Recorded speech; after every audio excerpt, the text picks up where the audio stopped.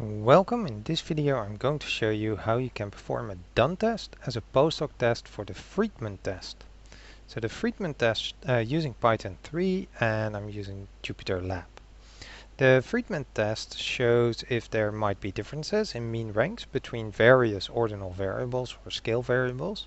And if there are, we would then probably would like to know which ones are then different, and that's what a post-hoc test can do. So we compare each time one of the variables with another one. And so we're going to do multiple tests, and for that we need to adjust actually for this multiple testing. Now there are a few different ways that this can be done, and the most common one is probably the Bonferroni adjustment, so that's the one that I'll be using. Besides the type of adjustment, there's also different methods to actually do this post-hoc test as a whole. In the appendix below I have a bit more detail, but I recommend to choose between either the Wilcoxon, the Dunn or a Fisher LSD, and this video of course is about the Dunn. Now this Dunn test was actually designed as a post-hoc test for something else, the Kroskal-Wallis test, and in the adaptation for the Friedman test there appears to be two variations on this. There's one that simply uses the same method as the Dunn test for Cochrane's Q test, which actually is transforming the data in the same way and then go about it as if it was a Kroskal-Wallis test. I'll call this the Kroskal-Wallis method. There's also an adaptation that's used by SPSS. According to someone on a Stack Overflow thread I read, that's not correcting for ties. But I'll keep it in just for completion. So if you really want to mimic those results, you can see where the differences might be. So let's get started. I'll first need to load in some data, and I'll use pandas for that. So I'll import pandas as PD. If you've never used any of the packages I'm using, then you probably have to install it first, which usually can be done with !pip install pandas. I've already installed all the packages I need, so I only need to import it. Then I can use the read CSV command to load a CSV file, and with head I can show you the first 5 records. Now this is 5 rows because I only selected the heading, and it's 53 columns, so 53 variables, but the only ones I'm interested in are the ones that are concerned with the teacher. And there were 7 variables that actually questions to the students about the teacher. So I'll separate those in their own little data frames, selected data, cell data, and then have those as one data frame. Now as you can see, this is fully disagree to, there's probably a fully agree there. So I want these to be numeric, so I'll create a small dictionary with fully disagree being 1 up to fully agree being 5. And since this is for paired data, I can use the same dictionary for all my variables, and I can simply loop over them and then replace those with that dictionary, so that now they're all nicely numbers. So the Kroskal-Wallis approach, for this I'll make use of the scikit post-hoc package, and I can load that in. Now normally a Kroskal-Wallis test would require nominal and an ordinal variable, or one with scores at least, and we can transform our data into so-called long format. This will actually make a separate row for each score on the variables in the original data frame. We have pandas meld, so actually what it's doing is pasting all the columns underneath each other and then adding one extra column with which one this belonged to. So I can use the meld function to actually do that for us, and now you can see I have here, this will be a longer list with the teacher motivate scores, and then underneath that will be the next one, which was teach link theory, so it will then read teach link theory and then all those scores.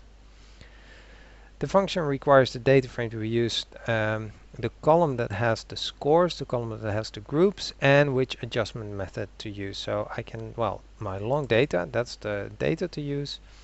The one that has the scores. The group column is my criteria, and like mentioned earlier, I like to use the Bonferroni method. It might be a little bit too conservative, but okay. I then get a huge cross table. Actually, the diagonal you can ignore in any case, because yeah, that's comparing teacher availability with teacher availability, or here teacher comp with teacher comp. You might also notice that it's actually mirrored on the diagonal. So here is the comparison between teacher availability and teacher link theory, which is the same as the other way around, teacher link theory with teacher availability. Now, many of these are 1, and that's because we're inflating with that Bonferroni adjustment, and then if it becomes 1 or higher, it simply reports it as 1. The ones we're interested in are the ones that are actually, or usually are interested in, are the ones that are below 0.05, so that's this one and this one. So these two, teacher motivate and teacher availability, were apparently significantly different. Usually the 0.05 is the threshold. It's also possible to use a list with data, so then the data frame needs to convert it into a list. So, and then I can use pandas values to list to do that. And we then rotate the entire thing with transpose. So I can do that in one go.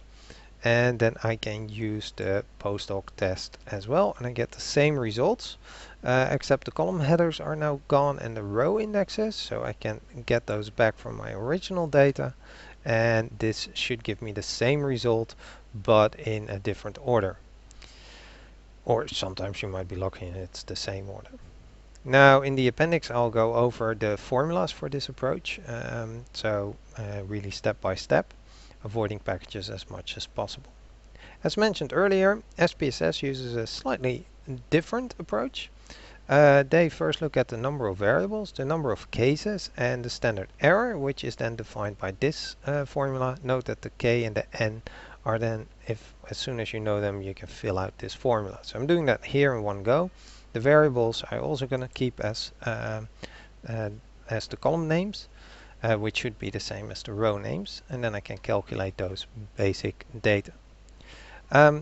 It does depend on the ranking. I'm trying to avoid packages, so I made my own little function for ranking, but there are other packages that can actually rank data for you. So I need a new array with all the ranks, so let's do that. Oh, I first need to load my function, of course, then I can do the ranks. And I need the sum of all the ranks, so let's load that in. Then I can determine the average of all ranks, so that's the sum of the ranks divided by, well, I have k variables, each has n cases, so n times k in total cases, or total ranks. Now we can focus on looking at the columns, so we do the same thing column-wise. So for each column I want the average, so that's being done here with a quick for loop. So these are the averages for the column ranks. And then we can convert these to z values using, and to do that later on, to have the z values to p-value, I will need the normal distribution, so I'll already load in SciPy_stats norm function. Now for each possible comparison, we calculate the difference in average rank. We then calculate that difference over the standard error that we calculated a while ago. And to adjust for multiple testing, I can use a multiplier from the Bonferroni, is simply the number of tests that you're actually doing, which is k times k minus 1 over 2. And then our adjusted p-value will be simply the unadjusted times that multiplier. So all those formulas I put in this piece of code, where actually I create a pandas data frame, and then I'll simply run through all the possible pairs. And that should give us the results. To test if that actually works, let's have a look. And indeed here you actually get the comparison as a table. So you can, this is teacher motivate versus teacher stimulated to ask, the z value, the unadjusted p-value, and the adjusted one. As you can see, there are a few more significant here. There's 1, 2, 3. So you see that with this approach we have more categories that are significantly different from each other. And that was kind of it. These were the references I've used. I'll leave a link to my website where you can download this Jupyter notebook. as promised in the appendix, I have written some code on how to do the first method the long way around, where you actually also go for the ranks, and then you'll use a correction for the ties, which is done in this code. I'll quickly go over this because it's just in the appendix, and you can download the code from my website and study it a bit yourself. I'll store everything separately, replace everything in there. I'm just showing that the code eventually should lead to the same results. And here I'm then finally building up the results that we also had with the Post-Hoc package. And that was, and we can verify that with our original results there. So this 0.027444, as you can see, that's also up here. Alright, so that was kind of it. Sorry for the long video, but I hope it was worth it, and thank you for watching.